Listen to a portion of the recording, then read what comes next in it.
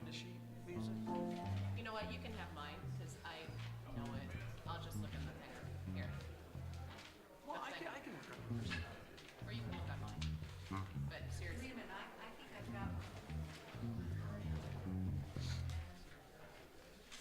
got this, Tracy. It's in the wrong keys. It's all the wrong keys, but I've got that or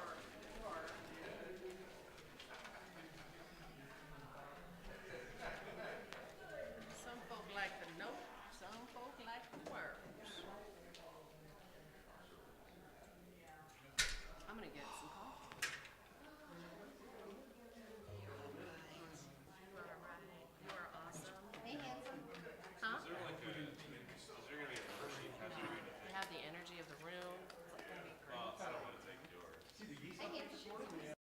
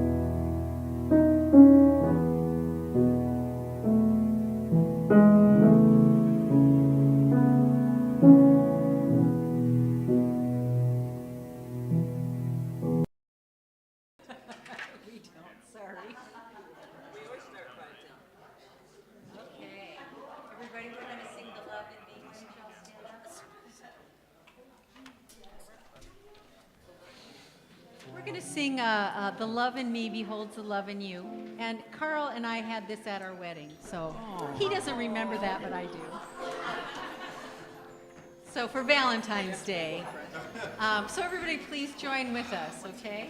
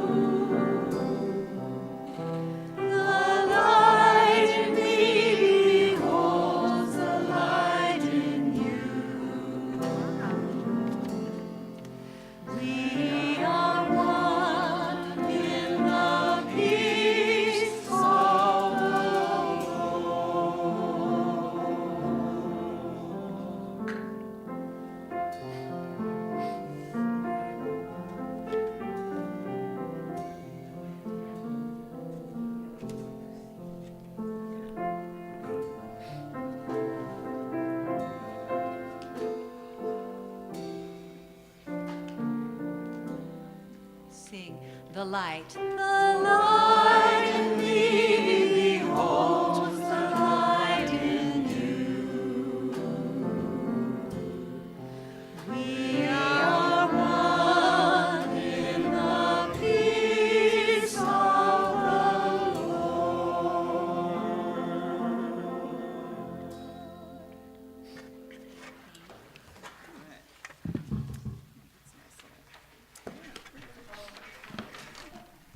Good morning, everybody. Morning, Paula. So good to see everybody. I'm Paula Land, the Transitional Administrative Director here at Unity CR and a licensed Unity leader. And I would like to thank you all for joining us on this beautiful, beautiful winter morning still. It feels like spring, but it's still winter. We appreciate the energy and the presence that you bring into this space. And we also welcome our live streamers and hope that you will find something in this service that brings spirit into your life. And please know that though we aren't here physically present, we are connected heart to heart and soul to soul. And in fact, let's make a connection with our live streamers. Can you just kind of turn around and just give them a little wave? Yay. You got the camera on them? Awesome. Woohoo. Okay, so for those of you who might be here for the first time, we do have a welcome brochure that gives you more information about Unity Center of Cedar Rapids. And then there is a guest survey that helps us to know what your experience was like. And if you fill out that contact information, we can send you our weekly e-news so that you can stay up to date with what is going on in our very active spiritual community. All right, so today we are so blessed to have Reverend Dr. Jane Simmons joining us by Zoom. Dr. Jane Simmons holds a doctoral degree in theology from Holos University Graduate Seminary and is an ordained Unity minister. Before retiring from the pulpit ministry in 2020, Jane ministered for 4 Unity churches and served as the International Teen Ministry Coordinator for Unity Worldwide Ministries. She was the 2020 recipient of Unity's Light of God Expressing Award. Jane is currently a member of the adjunct faculty for Unity Worldwide Spiritual Institute, along with her husband Gary. They are co-facilitators of the Integral Ministry Certificate Program, which I am very proudly a participant in this year. They are fantastic people, and I consider Jane a mentor.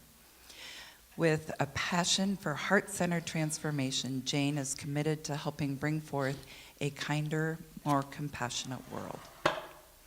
And we welcome back our guest musician, Tracy Price, and our Unity Spirit Choir.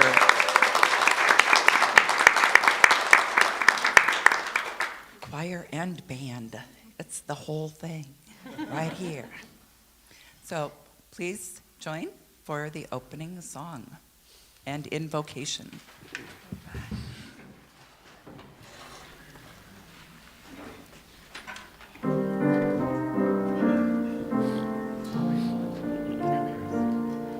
There is only one presence and one power in the universe and in me.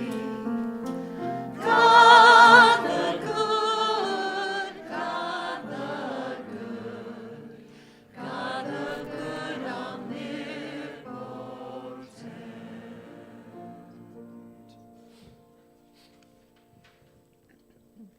One, two, three, and.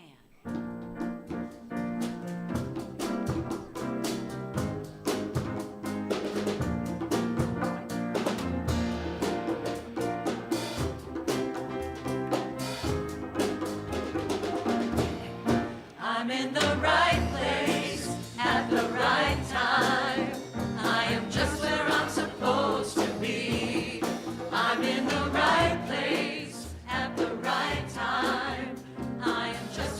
supposed to be.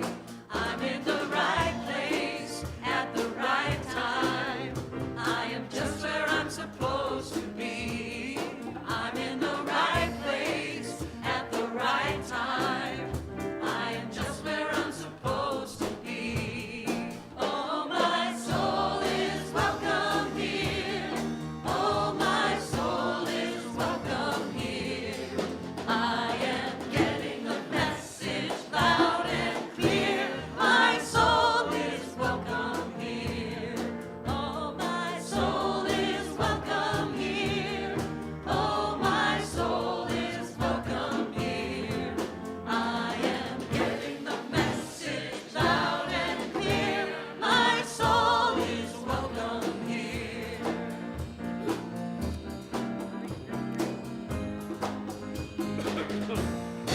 I'm in the right place at the right time. I am just where I'm supposed to be. I'm in the right place at the right time. I am just where I'm supposed to be. Oh, my soul is welcome here. Oh, my soul is welcome here. I am getting the message loud and clear. My soul is welcome here. Oh, my soul is welcome here. Oh, my soul is welcome here. I am getting the message loud and clear. My soul is welcome here. Let's greet each other with a handshake or a hug.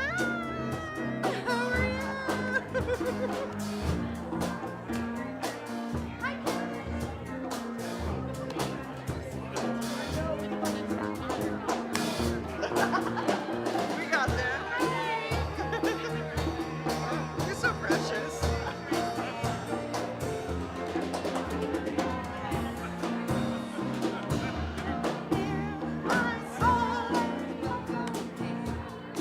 I am getting the message loud and clear. My soul is welcome here. My soul is welcome here. My soul is welcome here. My soul is welcome here. My soul is welcome here. My soul is welcome here. My soul is welcome here. My soul is welcome here. My soul is welcome here.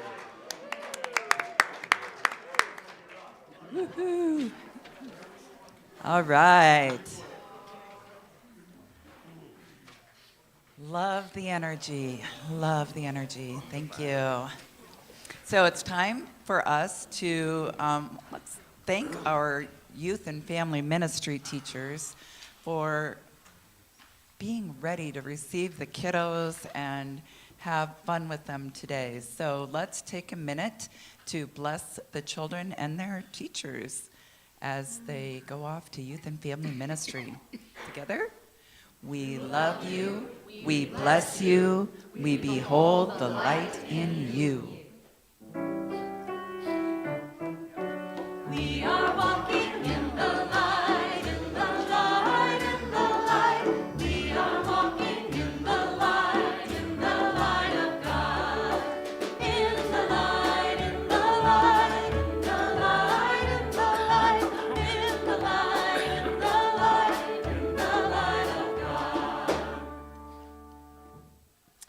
It's time for our announcements. We have an Earth Care meeting in the Strong Room after service today, starting at 11:15. And I just wanted to make mention that Earth Care has now has a brand new ministry that is supporting Earth Care. It used to be under Unity Worldwide, and now it has its own ministry. So we are supported for sure. And thank you to Ashley for heading up the group today. And all the time. Okay, so True Tuesday, this Tuesday, the 17th, is a Chinese New Year vision board activity. So join the event with the Spirit Pals group. It is a potluck, so they will be meeting from 4:30 to 8, and you can come and go as you please.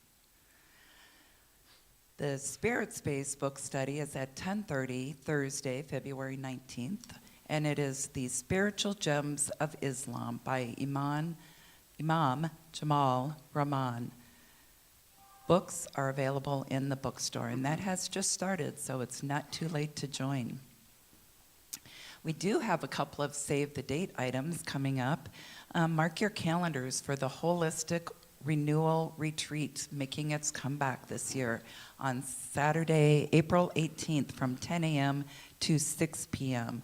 Come together in a supportive and safe space to relax, renew, and grow with yoga, sound healing, drum circle, ecstatic dance, and other practitioners available. And then our garage sale. Perfect time to clean out your homes, your closets, and start putting stuff aside to bring in your items for May 2nd and 3rd. More details coming soon. On next Sunday, February 22nd, we will begin the Lenten book discussion. If you haven't gotten yours yet, there are still more. Release and reimagine is the theme for our Lent of 2026. So each week, one of the licensed Unity leaders will be meeting in the bookstore to discuss the readings for the Lent this year. And that starts at 9:15. And then our speaker, to kind of go along with the book study, is Zain Rashid. And his topic is the oneness of God and the oneness of us. Zain is a student of Shia Islam, comparative religions, and world history. He is fascinating to speak with, and so we're really looking forward to what he has to share with us. And then after service next week, you are invited to learn more about what it means to be a part of the spiritual care team. So if you've ever had an interest in being a part of spiritual care, Janeth Griffith is going to be helping to convene that group at 11:15 in the strong room. We would love to have your energy in that, participating in that activity. All right, so our prayer requests, prayer will happen in the prayer room after service with Barb Buchanan, licensed Unity leader. Thank you, Barb. Now it's time for our congregational song. Please stand, and if you feel so inclined, you can raise your hands. We let the love wash over us. You can do that on these verses if you want to. Just to feel that diamond energy running through your arms and out your fingers, and you gather it as it comes up, and then you let it wash over you as it comes down.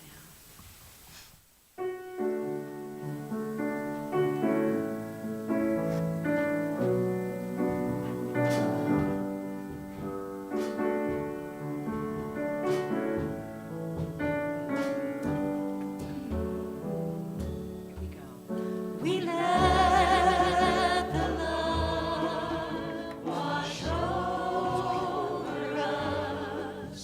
We let it be.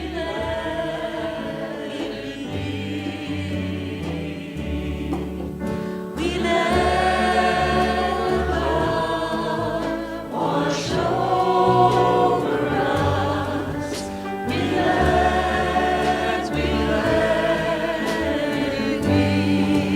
We let the joy. We let the joy wash over us. We let it be. We let the joy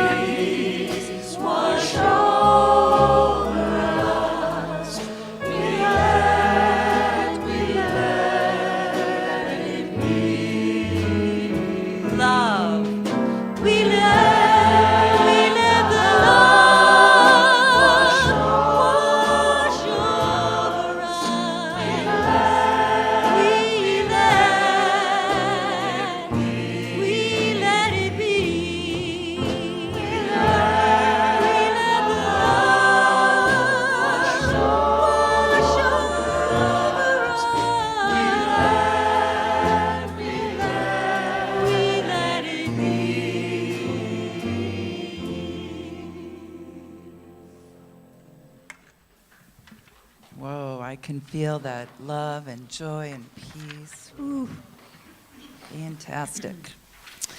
Please join me in our statement of purpose. Unity is a positive path for spiritual living. We gather to create an experience of spirit.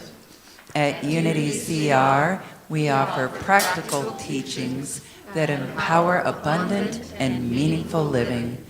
Meeting you right where you are, we endeavor to provide a variety of ways to support your path of spiritual living. And our mission is to provide spiritual awareness and share the wonder and joy of God's love. Today's daily word is divine order. Please affirm with me. My determination takes me far. When I encounter delays and setbacks, or the world is changing in ways I find unsettling, my life may feel chaotic, even out of control. Even though I know divine order underlies all things, it doesn't always feel that way. I remind myself that order is a spiritual truth always present. I don't need to pray for it or even work toward it. I need only affirm it and trust it is unfolding, especially when I see no evidence of it. I pray not to invoke divine order, but to bolster my awareness of it. I affirm divine order and feel comforted and assured of God's presence in and through all things. As I return my attention to the world around me, I discover evidence of order everywhere I look. And our Bible verse is from Luke chapter 12, verse 22. He said to his disciples, "Therefore I tell you, do not worry about your life, what you will eat, or about your body, what you will wear." And that's the end of that one.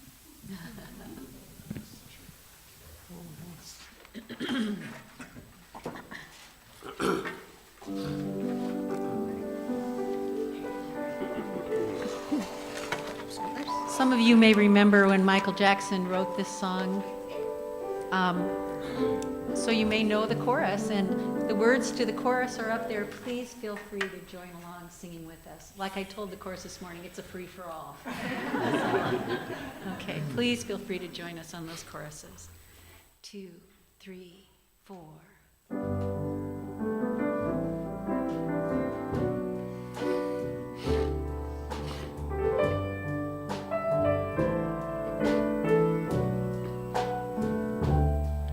There's a place in your heart, and I know that it is love.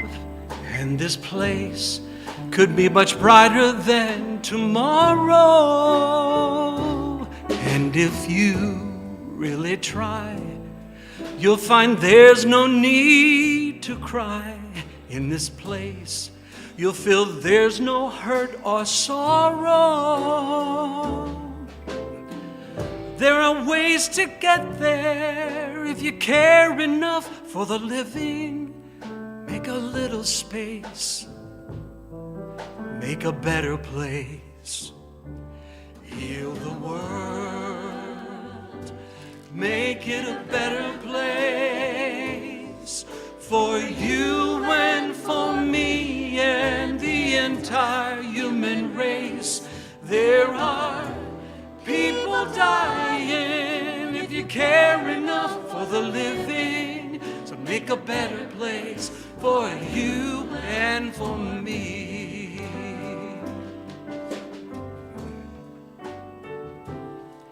If you want to know why, there's a love that will not lie. Love is strong, it only cares of joyful giving. If we try, we shall see. In this bliss we cannot feel fear or dread. We stop existing and start living. Then it It feels that always love's enough for the growing. So make a better world. Make a better world. Heal the world. Make it a better place for you and for me and the entire human race. There are people dying if we care enough for the living to make a better place for you and for me. And the dream we were conceived in will reveal a joyful face. And the world we once believed in will shine again in grace. Then why do we keep strangling life with this world, crucify its soul? Though it's plain to see the world is heavenly, be God's glow. We can fly so high, let our spirit never die. In our heart, I feel you are all my brothers. Create a world with no fear. Together we cry happy tears. See the nations turn their swords into plowshares. We could really get there if we cared enough for the living. So make up a little space to make a better place. Heal the world and make it a better place for you and for me and the entire human race. There are people dying if we care enough for the living. Make a better world for you and for me. Heal the world, make it a better place for you and for me and the entire human race. There are people dying if we care enough for the living. Make a better place for you and for me. Heal the world, make it a better place for you and for me and the entire human race. There are people dying if we care enough for the living. Make a better place for you and for me. There are people dying if we care enough for the living. Make a better place for you and for me. Make a better place. Make a better place. Heal the world we live in. Save it for our children. Heal the world we live in. Save it for our children.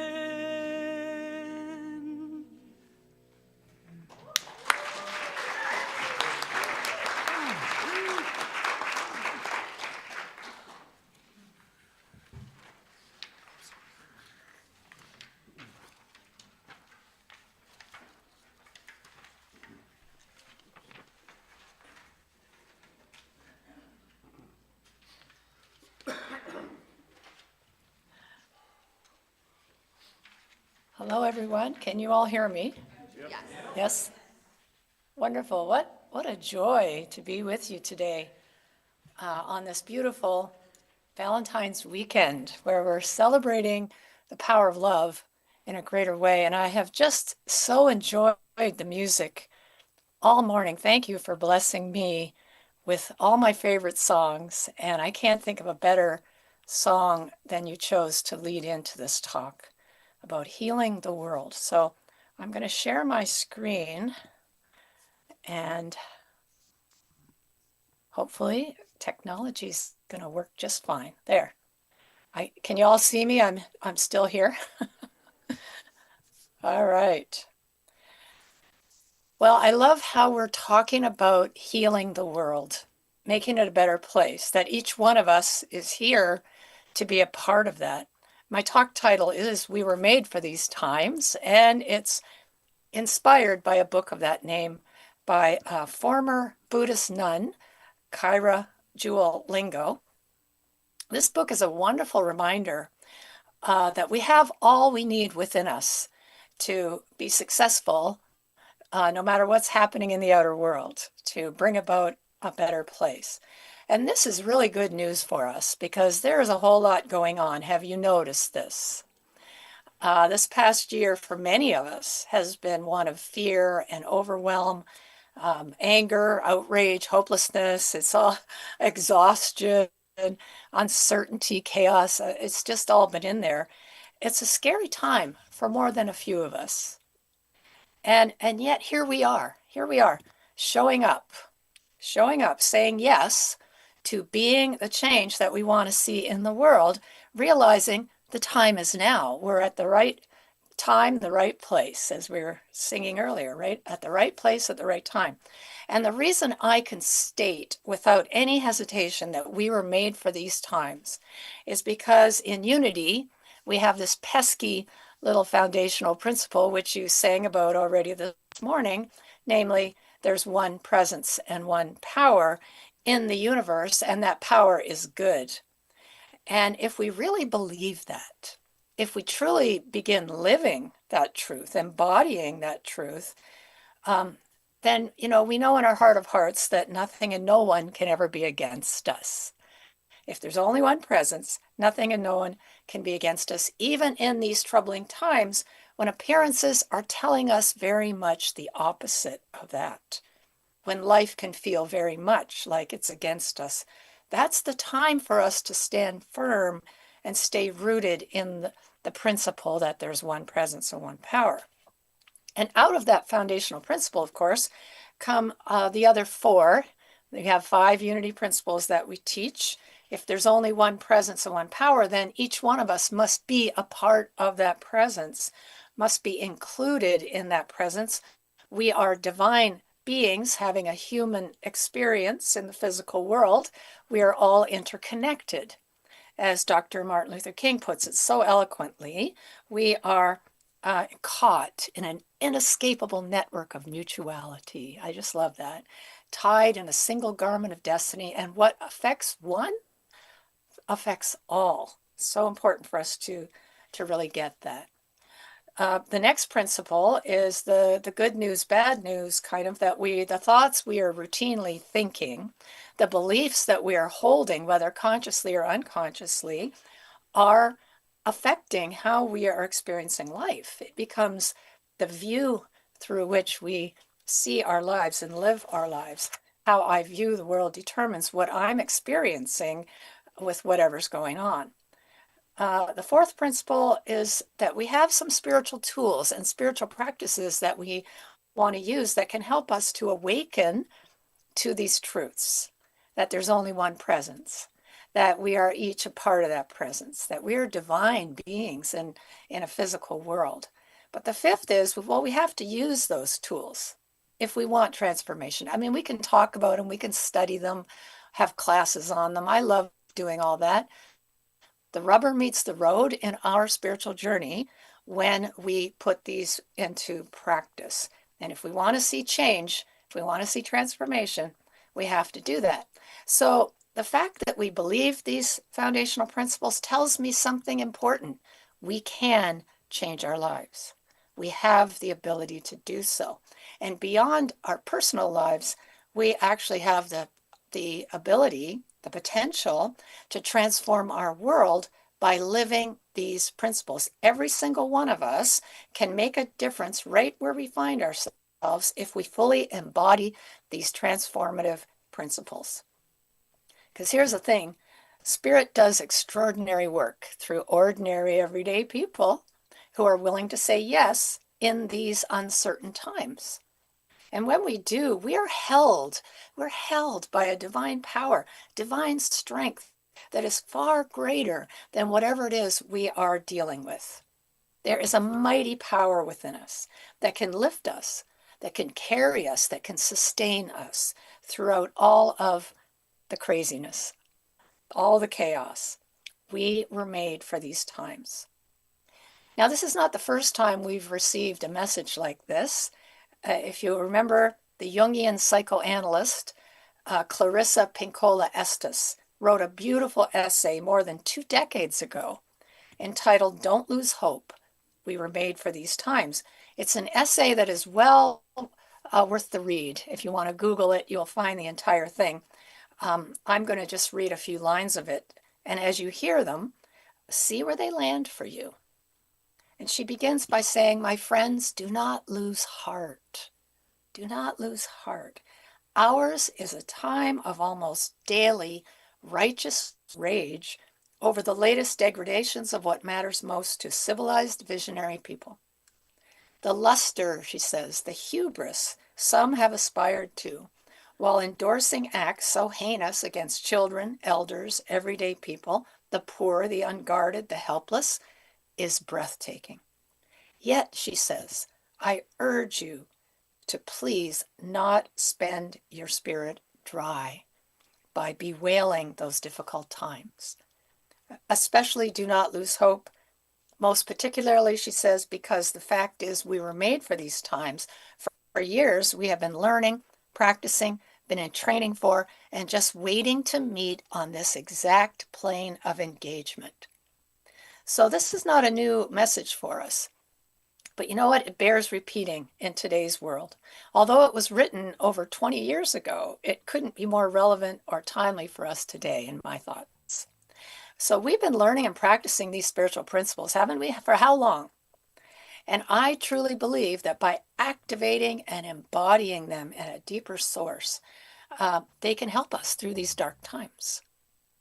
And we want to start by seeing it right, as Reverend Eric Butterworth used to put it. Don't set it right, see it right. And that's the first step. It's not the only step, but it's the first one. The author James Redfield posted this message, observation changes reality, so look with love. And it's such a wonderful point that he's making. If how I'm observing my life makes me see something different, what happens when I look with love? And he adds, he wrote this, in quantum physics, the observer effect shows that the very act of looking can influence what unfolds. Science shows us that our attention alters outcomes in our minds, in our bodies, in our relationships. In other words, our perception impacts our reality long before we speak or act. The way we look at something matters. It matters greatly. And when I look with judgment, with condemnation, what happens? What happens to my body? I mean, I tense up, my sympathetic nervous system gets triggered, even my fight or flight response can activate. But when I look with love, with kindness, something much different happens, much different in my nervous system alone. The parasympathetic system activates. If you think of a parachute, it calms the system and we can relax. Our body can go into rest and digest instead of fight or flight. So with a loving outlook, our systems come into harmonious alignment and we bring forward the best in ourselves as we calm our nervous system.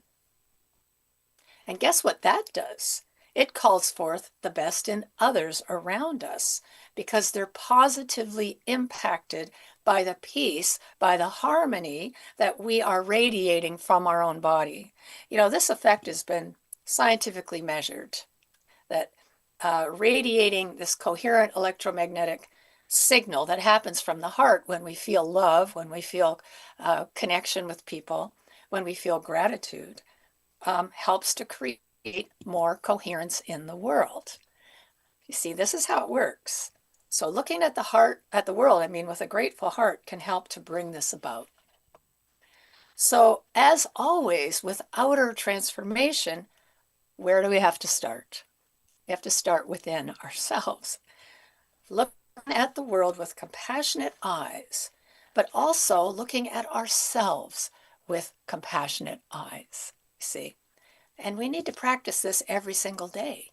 Before we can ever think of getting to world peace, we need to do our own inner peace. We need to do our internal work first and see what may be getting in the way of being able to create that coherent, harmonious, electromagnetic signal. And then we want to heal any divide that's within our own psyches. We're seeing a great divide out there. We're seeing a widening chasm of polarization. We want to start here and make sure that we are healing here before we start to do anything out there. And once the healing happens in here, now we work with the outer world, see? But if we don't, we will just keep projecting those parts of ourselves that we deem unacceptable, unlovable, onto the world. That's what we do. That's what I do. I'll say that. Now imagine if those things that we don't like about ourselves can actually lead us to a greater tenderness, a greater compassion towards those who are similarly afflicted, you see. When I respond with, love and acceptance towards myself, towards my own unfinished business from the past, maybe a belief I'm not good enough or whatever it is, when I treat myself with kindness, then something shifts. All those mistakes or regrets that I've been, pushing away or trying to exile out of my life, they're integrated. And now I can show up in the world in a much different way, unburdened by my unhealed past. Do you see this? This is really important to get. When I show up unburdened by my own stuff, I'm seeing so much differently. I can deal with it so much differently. We show up coming from our wholeness rather than seeing through the filter of a divided, unacceptable self. Aligned with our true self, connected to source. See, as I heal and unify myself, I naturally extend the peace that arises from that integration outward. That's what happens.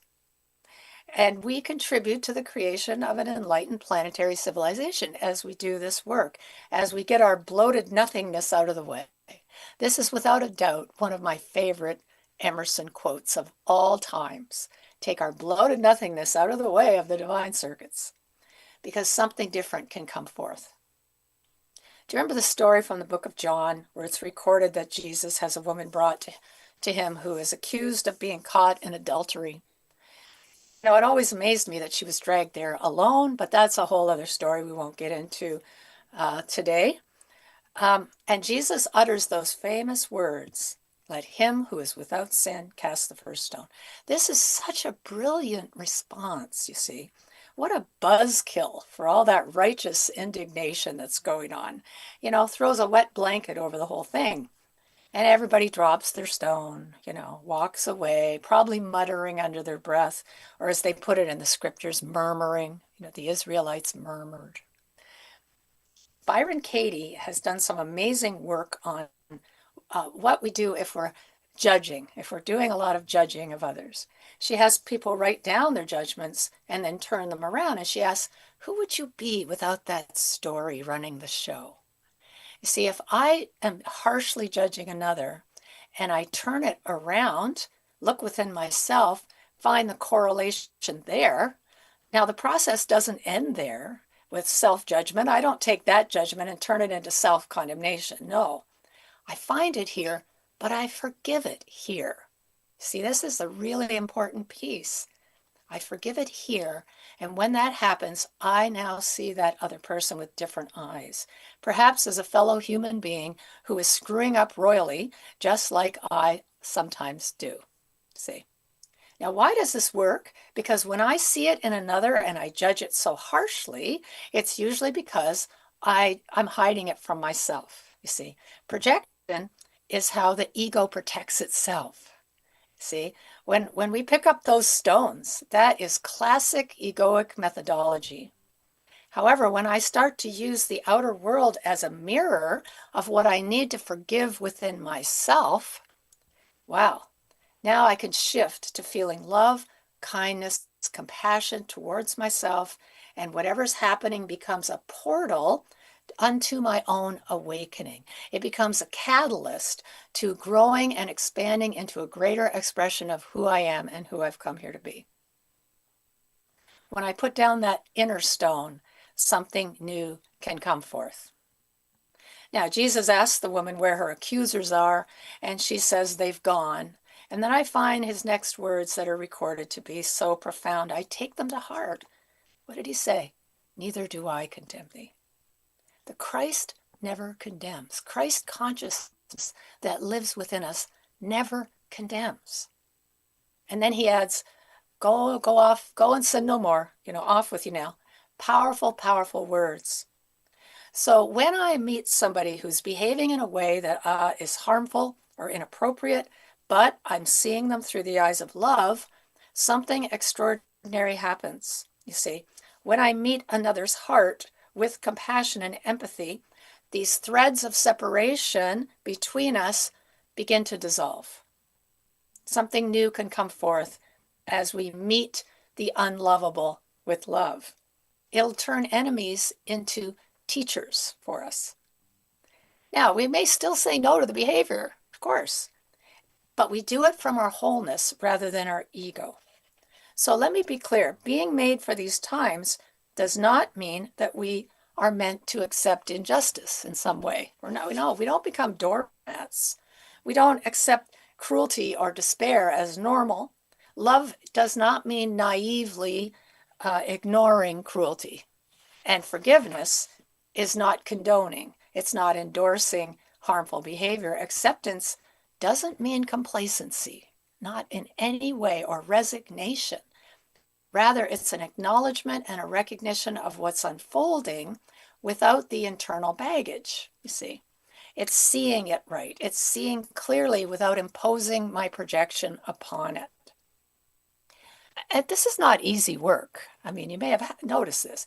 When I'm seeing such outrageous, constant corruption, harmful behaviors, my first impulse is to strike out. Believe me, not to be kind, not to forgive, not to see through the eyes of love. You can ask my husband. He will attest to what happens to me when I get triggered by outer events. But the Bhagavad Gita, part of the Hindu scriptures, says this: if you want to see the brave, look at those who can forgive. If you want to see the hero, look at those who give love in return for hatred. This is a tall order for us. It's definitely the advanced course. But let me ask you, what is the alternative? What is the alternative? I read recently that fighting for peace is like screaming for silence. My negativity just keeps adding to the din. Do you see it?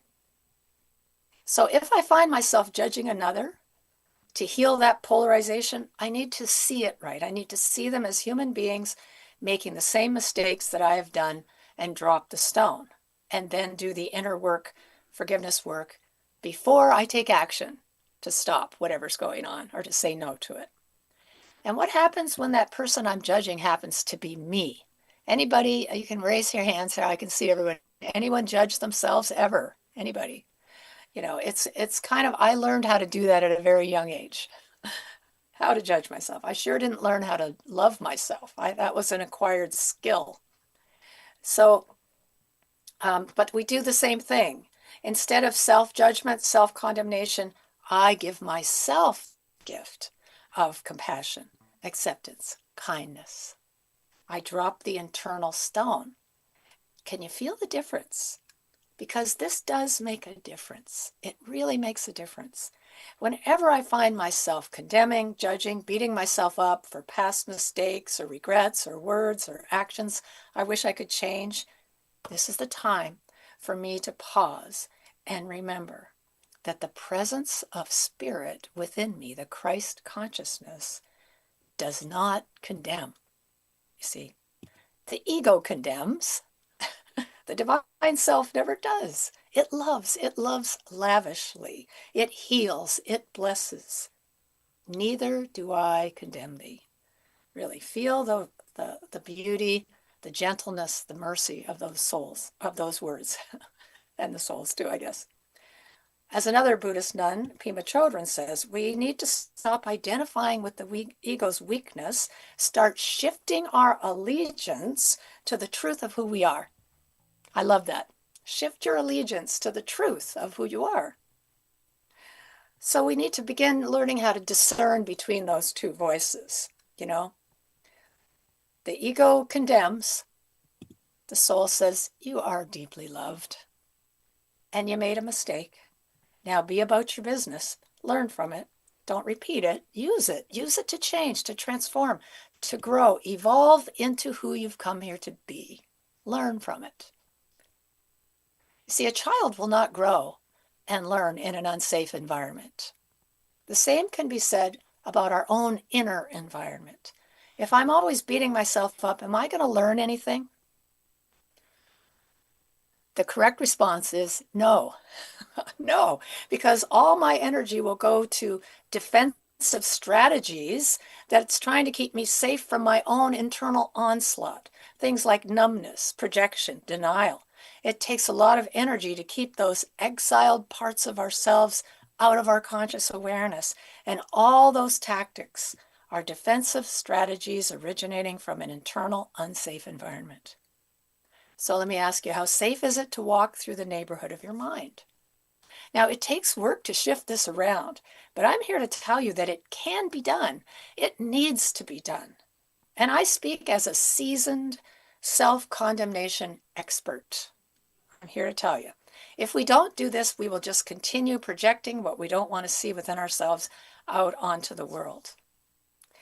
Viktor Frankl is quoted as saying, it is this spiritual freedom, and by this he's referring to our ability to choose our attitude, to see it right, to respond differently, no matter what's happening in the world.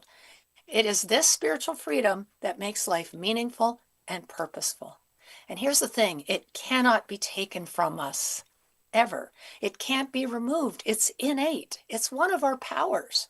We have the power to choose right now how to respond rather than to react. And I don't know about you, but I've been doing a whole lot more reacting than responding these days.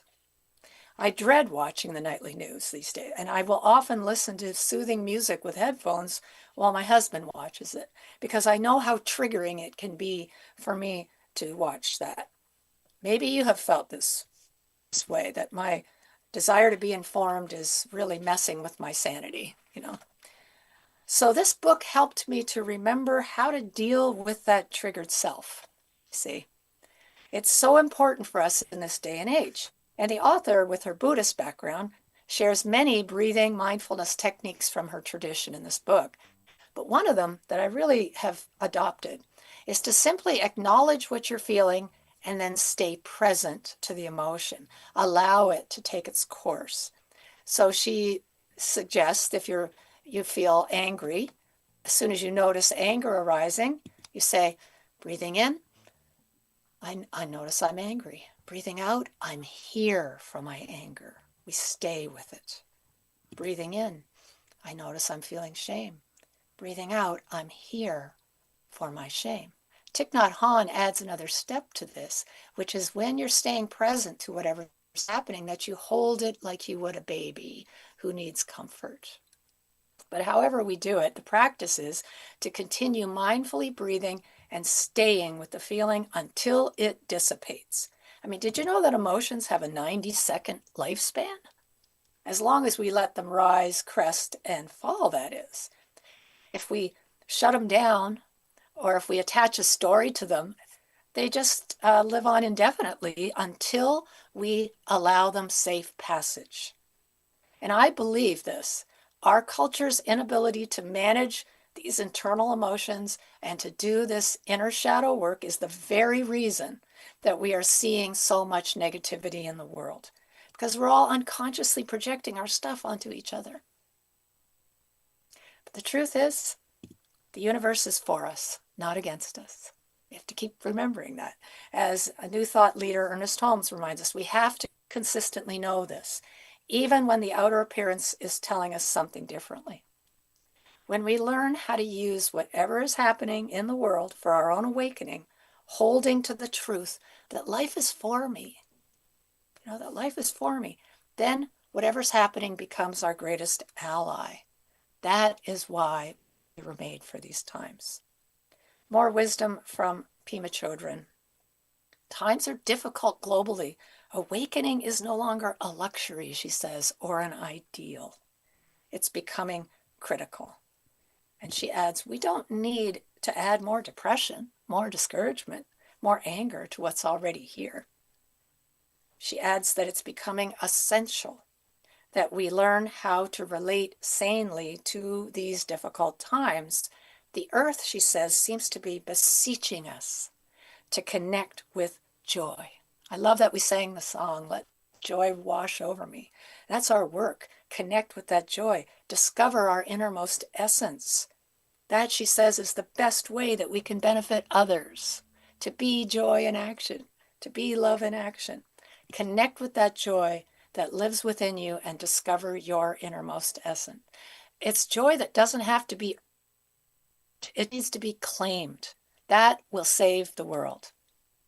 So I want to invite all of us to notice reality with kindness.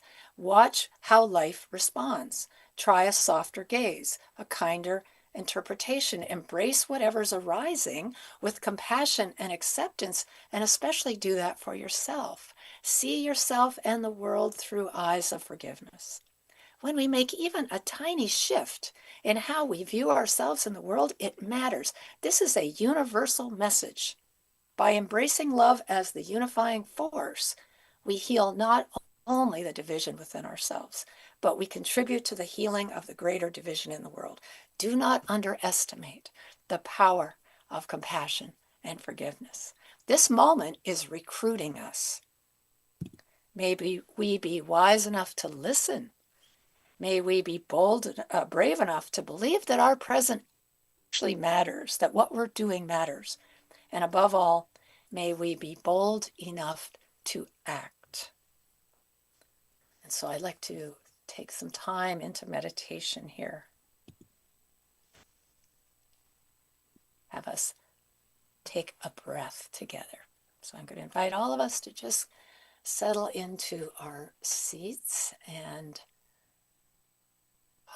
sink our awareness deep within the body. You really want to embody this truth.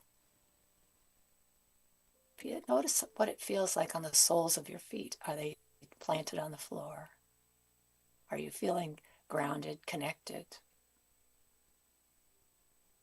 Move your attention upward through the body and notice how your body's feeling right now. Notice any places of tension. Gently relax. Really inhabit this moment. Become very, very present. Truth is, we were made for these times.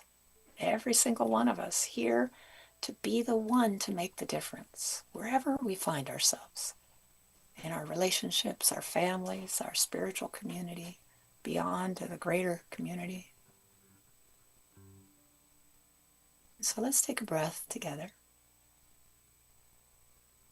And imagine breathing right into your heart space. If you want to put your hand on your heart, you can do that.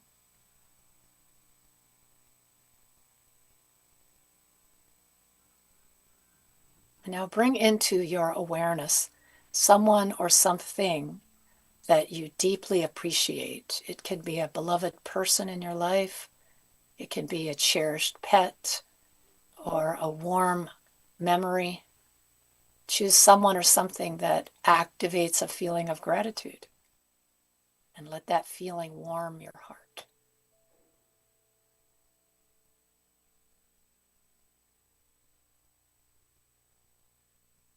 What is it that you appreciate so much about that person or that thing or that pet? And now with the next breath, let that feeling radiate throughout your body.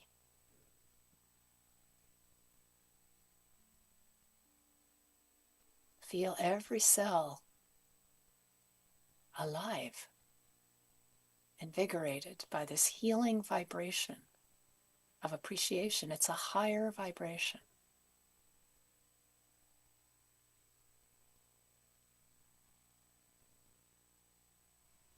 breathe into the heart, and we allow that feeling to grow beyond the body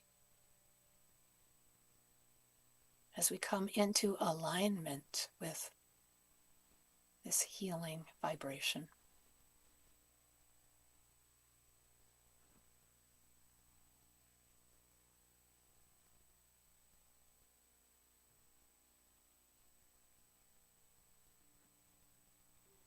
And we send it forth beyond the walls of this sacred sanctuary to bless our world, knowing that as each one of us comes into alignment with the truth of who we are, we become the presence of love in action, the presence of peace. And by coming from our wholeness, we truly can help forth a world that is kinder, more compassionate, that works for all, a place that's safe for all our loved ones, for our children, our grandchildren, beyond our families.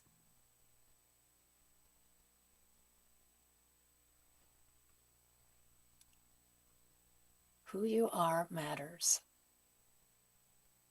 And as each one of us becomes the presence of peace,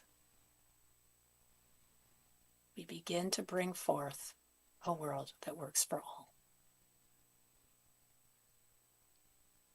And for this opportunity to be the avenue through which divine love is expressed on this planet, we are grateful. So it is.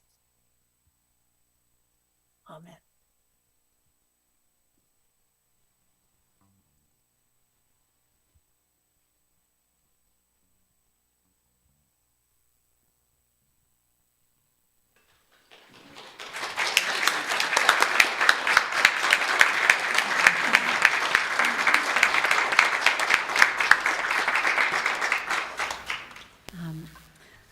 That was wonderful. The song we're going to sing now, Tracy suggested to help celebrate Black History Month, and I'm so glad she quoted Martin Luther King because he's a big part of this song. And Linda Blacksmith was just telling us this morning that Ray Smith, her husband, who has been a member of this church and this choir for years and years. How many years? 40 years? I don't know. He actually walked across is it the Pettus Bridge? With Martin Luther King and the other people there. And was at the Washington Monument when they came and he heard Martin Luther King speak. So he said it was very scary. Yes. But he remembers every second of it. So we can kind of imagine what that would feel like.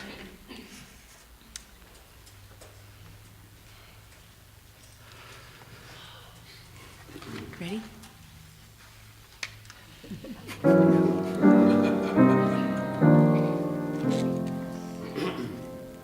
Oh, let us turn our thoughts today to Martin Luther King and recognize that there are ties between us, all men and women living on the earth, ties of hope and love, sisters and brotherhood.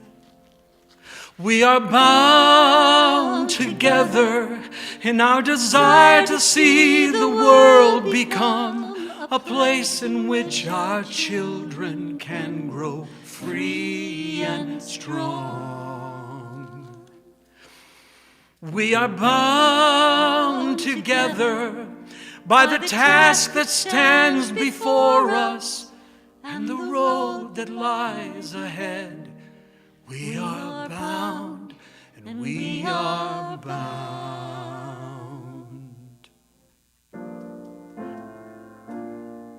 There is a feeling like the clenching of a fist. There is a hunger in the center of the chest. There is a passage through the darkness and the mist. And though the body sleeps, the heart will never rest. Shed a little light, oh Shed a little light, oh Lord. so that we can see. Oh yeah. Just a little light, oh Just a little light, oh Lord. wanna stand it on up, Stand it on up, oh stand it on Lord. up, oh Lord. Stand it up. Wanna walk it on down, Would you shed a little light on, Lord? can't get no light from a dollar bill. Don't give me no light from a TV screen. No, no, no, no, no. When I open my eyes, I want to drink my fill from the well of the hill. Do you know what I mean? Shed a little light, oh Lord. so that we can see. Oh yeah. Just a little light, oh Just a little light, oh Lord. wanna stand it on up, Stand it on up now. stand it on up, oh Stand on up, oh Lord. wanna walk it on down, Won't you shed a little light? light, oh Lord. Shed a little light, oh Lord.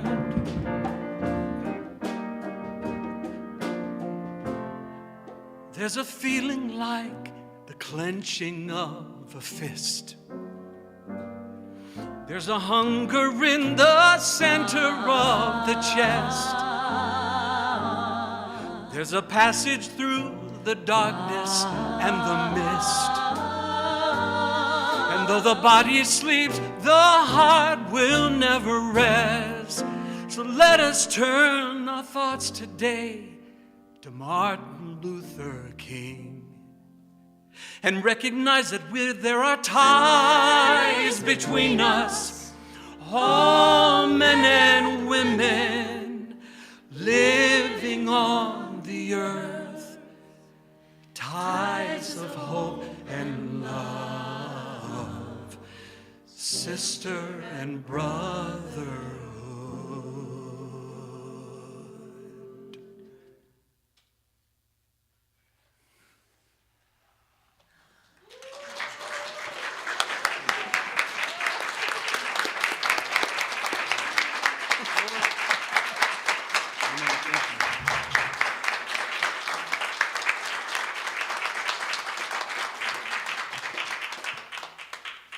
Thank you, thank you, thank you. My heart is so full.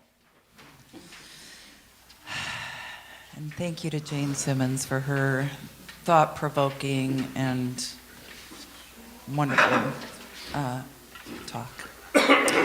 Okay, as our ushers are coming forward, for those of you who give electronically or who would like to give online today, there are cards, and if you would like a card, please raise your hand and one of the ushers will bring them to you. We invite those of you online to make your contribution at unitycr.org. So we bless these baskets and the goodness that they will soon receive. We see them filled with love and abundance and overflowing. And as we give from our hearts generously, we receive gratefully, and we give again with abundance. And please join me in the offertory statement. Divine love, through me, blesses and multiplies all that I am, all that I give, and all that I receive. I am grateful.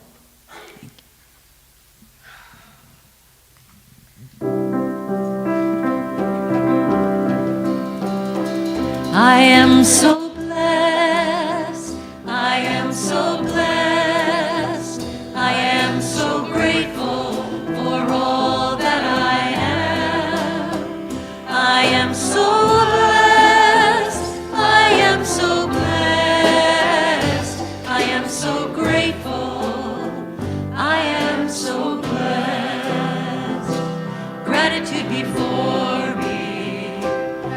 Gratitude behind me, gratitude to the left of me, gratitude to the right of me, gratitude above me, gratitude below me, gratitude within me, gratitude all around me. I am so blessed, I am so blessed, I am so grateful for all that I am.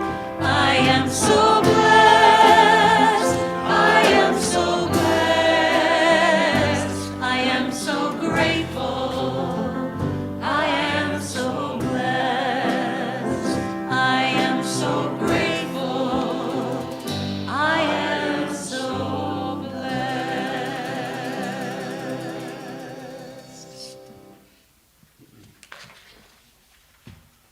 I love my little card.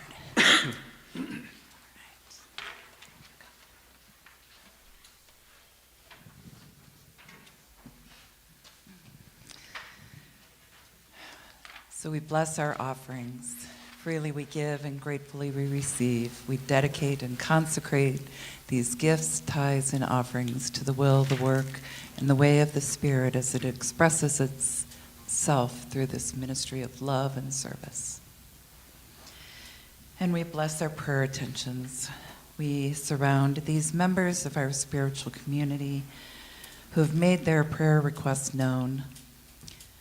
We surround them with our loving thoughts and prayers. We affirm and know that each person is blessed with wisdom and wholeness, health, discernment, prosperity, in good measure. And we release these requests, trusting that all is well. Amen.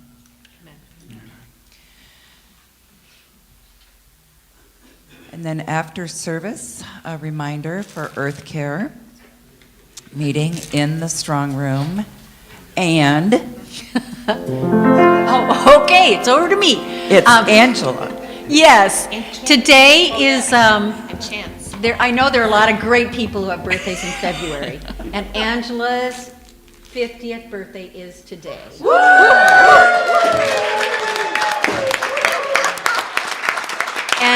And she shares that birthday with Chance Maynard right behind. He has his birthday, not 50th though. I think 32nd, right? Is that right? 32nd, yeah. And actually, my son Noah's birthday is in 2 days. So, and lots of other birthdays I know are here. So let's all sing. We're going to sing, and then Becky from Des Moines is Angela's best friend, and she's here today with her son Sawyer to help Angela celebrate, and she brought a cake. So after service, we're all going to go down to the community room and share cake with Angela and Chance. Happy birthday to you. Happy birthday to you. Happy birthday, dear Angela. Happy birthday to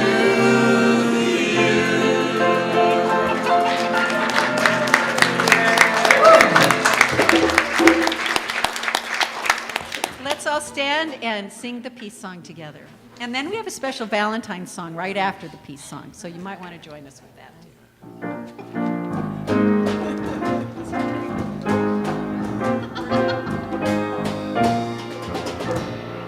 Let there be peace on earth, and let it begin with me. Let there be peace on earth, the peace that was meant to be.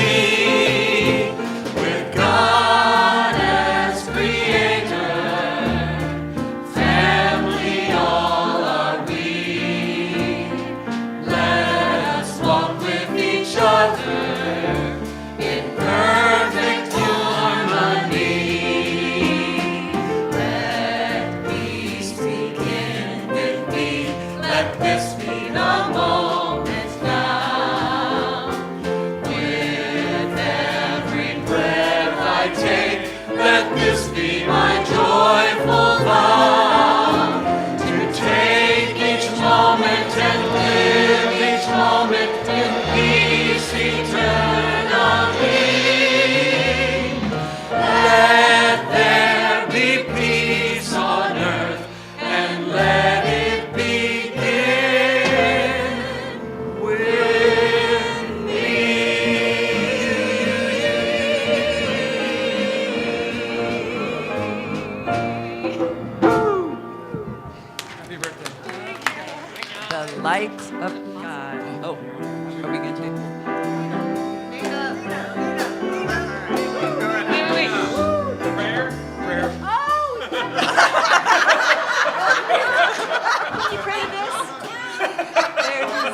I can't wait to hear what the Valentine song really is, but we're gonna prayer. The light of God surrounds us. I am the light of God. The love of God enfolds us. I am the love of God. The power of God protects us. I am the power of God. And the presence of God watches over us. I am the presence of God. Wherever I am, God is. Hit it, Nina. Oh, it's 2, 3, 4, 1.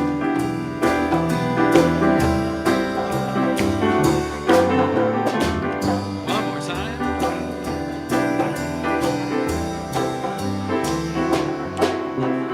L is for the way you look at me.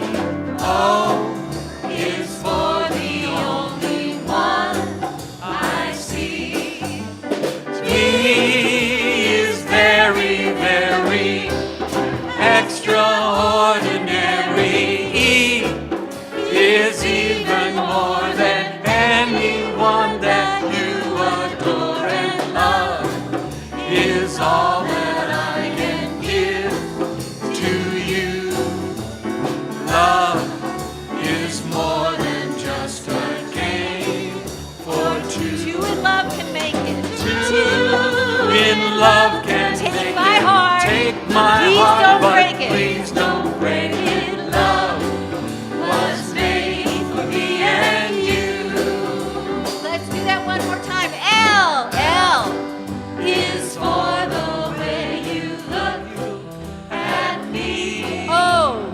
O is for the only one I see. B.